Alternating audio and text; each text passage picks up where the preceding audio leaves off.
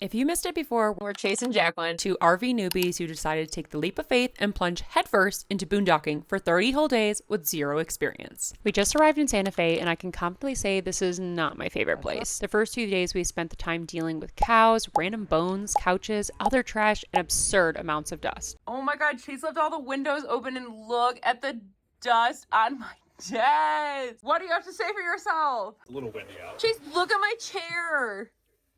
Chase.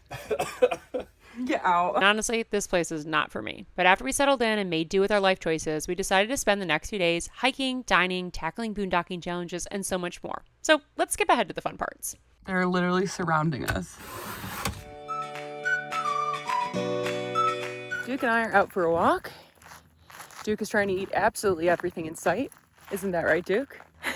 So you can see we're heading back to the RV right now. We are literally the only people out here. It is really cool. I will say boondocking is definitely a very different experience, but I think you get so much more out of it. Unlike being at a campground, you kind of get like full out nature. Like yesterday, I went outside just in my robe to let Duke out. Like things you just really can't do when you're around other people. So it's definitely a nice change in pace. I think we've really been enjoying it so far. We're definitely looking forward to doing more of it. There are for sure a lot more challenges. Right now, we're trying to figure out when we should leave here. We're kind of in like a dirt patch, and so we're getting a little worried about if it's going to rain this weekend, that we want to get out because it's a little soft. So we're trying to get out a little faster. We don't really know where we're going to dump. We need to find a dump station, and we need to find fresh water. So we need to use our water before then, and then we need to use our macerator and probably get the liquids out before we head back up that hill that took us absolutely forever to get down, but also it was a little scary to get down. So we definitely need to spend some time with less weight and a little bit easier to get back up. So we want to make sure we're not rushed. We don't want it to be raining. We do not want to be dealing with certain things during this time. So we're going to try and do everything we can to make it easier. Duke, come here. Get out of there. Duke is loving himself being a little outdoor dog, except for he does not listen. Hey,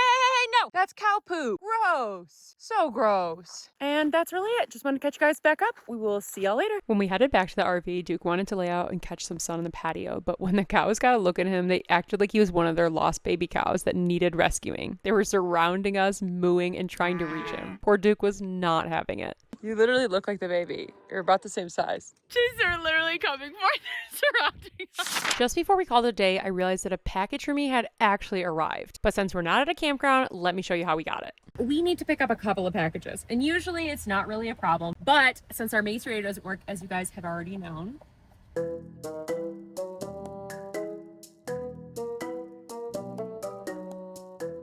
we tried to fix it. It's not going to work though. So we did order one to Lowe's. And like I said, when we left the White Sands, we had ordered a macerator to Lowe's, but when we went to pick it up, it basically was like, nope, it's not going to be here for a week. So we canceled that order, and we did order one on Amazon. There was not a location that had one in stock nearby. So we're going to our first ever Amazon locker, which feels like a very big thing because I feel like a lot of RV people do that. This is our first time using the lockers. We've used pickup services at UPS, and we picked up packages at campsites. So this will be our first experience at a locker. So come along with us. Let's go. I wandered around the hotel for a bit before I finally decided to go inside, and that is exactly where I found the lockers. It was really easy to just scan the QR code, and then the locker popped open and I grabbed my package.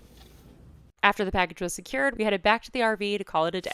The next morning, we woke up early and took Big Duke out for a hike around the trails near the RV. There's a lot of space here, and being the only ones here, it was incredibly nice for Duke to spend some time off the leash. After returning, I decided it's time to plan our escape route. We're ready to move into a new spot with greener landscape, but before we do, there's just one more hike I want to take, Diablo Canyon. This place actually translates to the Devil's Canyon, and I can see why. As soon as we hit the trail, the wind is wild. Two massive canyon walls rise up on either side of us, and the wind is so strong it nearly knocks Chase over.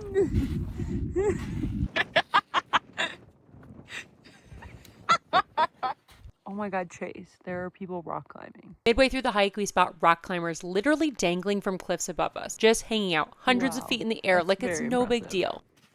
Oh. Wow, you really look like you are, but actually you're only 1 foot off the floor.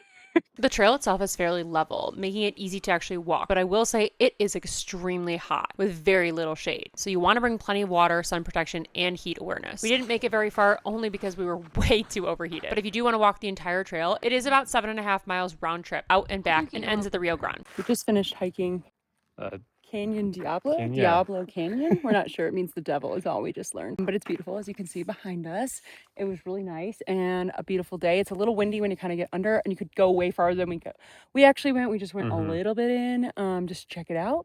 but it's definitely worth it. And you can definitely take a much longer time and obviously like hike for probably an hour or two, whatever. We only went for like 30 minutes, but you definitely can. Totally worth it. We will put the information in the description below. And that's it for Santa Fe, New Mexico. Tomorrow we leave this dust behind and head out to Fiesta, New Mexico, a place with, I'm hoping, a little bit better views and a little less dust. Don't forget to give this video a thumbs up and subscribe to Travel Reimagined to see the rest of our 30 days of boondocking. Thanks for watching. Until next time. Let's hit the road, Jack.